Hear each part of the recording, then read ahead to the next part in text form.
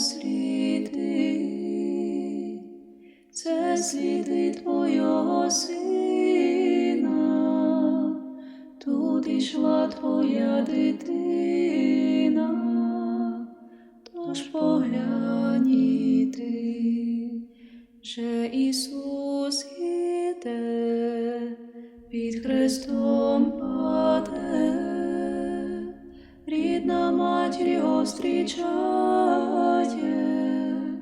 і до нього промовляє: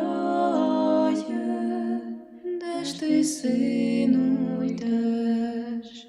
І вона глядить, а серце щемить, бо побачила, впізнала,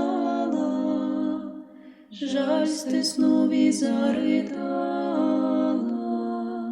Це мій син